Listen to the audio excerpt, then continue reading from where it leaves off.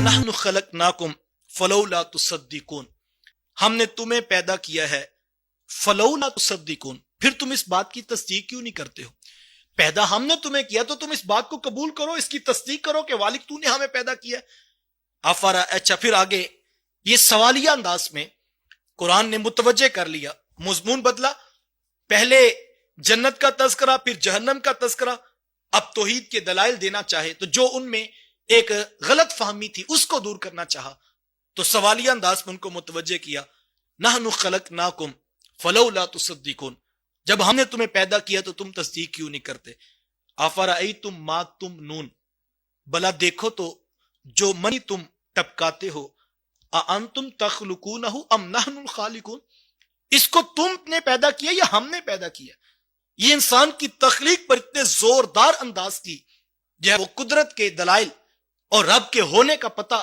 قرآن کے یہ الفاظ بتا رہے ہیں۔ کہا کہ وہ ایک نحیف کمزور سا منی کا ایک قطرہ، وہ آب کا ایک کمزور سا قطرہ جس کا کوئی وجود جو ہے وہ انسان کی آنکھ دیکھ بھی نہیں سکتی ہے،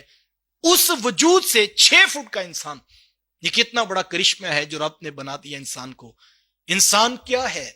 هل اتا علی الانسان حین من الدہر لم یکن شیئا مذکورا، اللہ فرماتا ہے اس پر ایک ایسا وقت بھی گزرا ہے کہ یہ قابل ذکر شے بھی نہیں تھا۔ ایک پانی کا نحیف اور کمزور سا قطرہ، کس نے اس قطرے کے اندر موجود لاکھوں کروڑوں سپرمز، اس میں سے کسی ایک کا انتخاب کس کے قبضہ قدرت میں ہے؟ کس کی قدرت ہے کہ جس نے لاکھوں سپرمز کے اندر سے ایک کو اختیار دیا اور وہ ماں کے رحم کے اندر تک رسائی حاصل کرتا ہے؟ کتنے ہیں جو ضائع ہو جاتے ہیں، لیکن ایک کا کسی کے پاس اختیار ہے، اور جب وہ وہاں پہنچتا ہے، اللہ اکبر، اللہ قرآن میں فی قرار مکین ثم جعلناہ نطفۃ فی قرار مکین، پھر اس نطفے کو ہم نے قرار مکین عطا کیا، اور نحیف کمزور رستے تاریکیوں کے اندر جہاں انسانی عقل سوچ بھی نہیں سکتی، وہاں پر کوئی قدرت کا کرشمہ ہے جو ہونے والا ہے، اور حضرت انسان کی تخلیق وجود میں آنے والی ہے، اس کو تاریکیوں کے اندر رستہ رب کائنات نے دیا،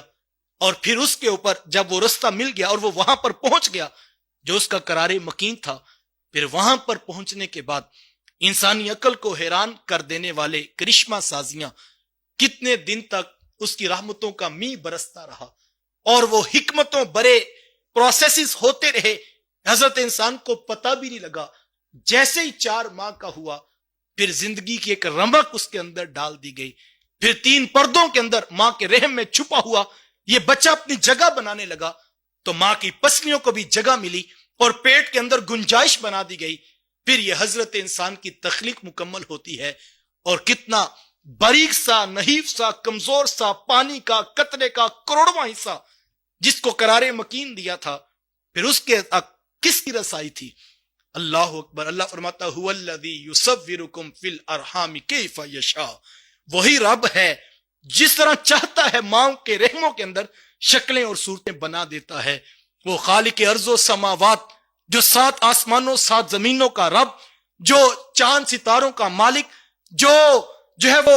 چند پرند کے اوپر قدرت رکھتا ہے، لاکھوں کہکشاؤں کی قدرت رکھنے والا،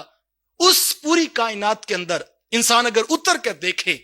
پوری کائنات کا رب، اتنا بڑا خالق، اتنا بڑا مالک، لیکن ایک کمزور نحیف سی بوند کے کروڑویں حصے کو وجود دینے سے وہ کبھی غافل نہیں ہوا، اس کی شکل و صورت بناتے ہوئے فرما رہا ہے هو الذی یصورکم فی الارحام کیف یشاء، وہ جیسے چاہتا ہے بنا دیتا ہے۔ پھر ماں کو بھی نہیں پتا، باپ کو بھی نہیں پتا، ماں کہتی 9 ماہ تک میں نے تمہیں اپنے پیٹ میں اٹھا کے رکھا، حقیقت میں تو کوئی اور خالق تھا جس نے ماں کے خون کے اندر غذائیں رکھ دی، ماں تو صرف اپنی غذا پوری کر رہی ہے، لیکن اسی غذا میں سے حصہ 9 ماہ تک بچے کو پیٹ میں آکے میں کون دیتا رہا؟ کہا وہی رب ہے جو صورتیں بھی بناتا تھا، جو رازق بھی تھا، جو خالق بھی تھا، جو مصور اعلیٰ بھی تھا، اور اس نے انسان کی تخلیق کی، وہ ایک نحیف کمزور اور جس سے کراہت آتی تھی اس بوند کا کروڑواں حصہ، اور پھر جب 9 ماہ کے بعد حضرت انسان کی جلوہ فرازی اس کائنات میں ہوئی تو ہر کوئی دیکھتا ہے تو اش اش کر کے کہتا ہے کیا چاند جیسا گول مٹول چہرہ ہے، کیا چمکتی آنکھیں ہیں، کیا گلابی ہونٹ ہیں، کیا خوبصورت کان ہیں، کیا سلکی اور ریشم نما بال موجود ہیں۔ بھول گیا انسان هو الذی یصورکم فی الارحام کیف یشاء، وہ جیسے چاہتا ہے وہ پیدا کر دیتا ہے۔ اب یہ حضرت انسان کا وجود دنیا پہ آیا، میں نے اپنی آنکھوں سے بچے کو دیکھا، ابھی ڈاکٹر نے ماں کے ہاتھ میں نہیں پکڑایا تھا تو بچہ اپنا انگوٹھا چوس رہا تھا اور اس کو کچھ نہیں آتا تھا، لیکن یہ چوسنے کی صلاحیت اور ماں کی چھاتیوں سے دودھ کشید کرنے کا ہنر کس نے اس 9 ماہ کے پیٹ میں چھپے ہوئے بچے کو سکھا دیا؟ سب کچھ تو دنیا میں آ کر انسانوں سے، اساتذہ سے، ٹیچر سے، رہنماؤں سے سیکھنا تھا، لیکن رب کفیل ہے، رب خالق ہے جو انسان کو 9 ماہ تک کھلاتا رہا۔ جیسے وہ زندگی کی دوڑ میں آ کے میدان زندگی میں، میدان عمل میں کھڑا ہوا تو پھر رب نے اس کو سکھانا شروع کر دیا۔ وہ جیسے ماں اٹھاتی ہے تو ماں کی چھاتیوں میں دودھ کشید کرنا شروع کر دیتا ہے،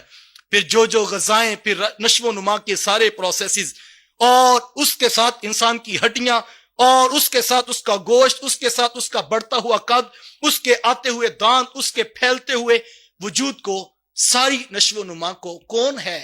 جس نے ترتیب دیا اور یوں ہی نہیں دے دیا، اس کو ایک مقررہ خوراک کے ساتھ اس کو پروان چڑھایا۔ یہ سارے دلائل، پھر کیسا خوبصورت لہجہ، کہا انتم تخلقونہ، کیا اس کو تم نے پیدا کیا ہے؟ ام نحن الخالقون، یا ہم نے پیدا کیا ہے۔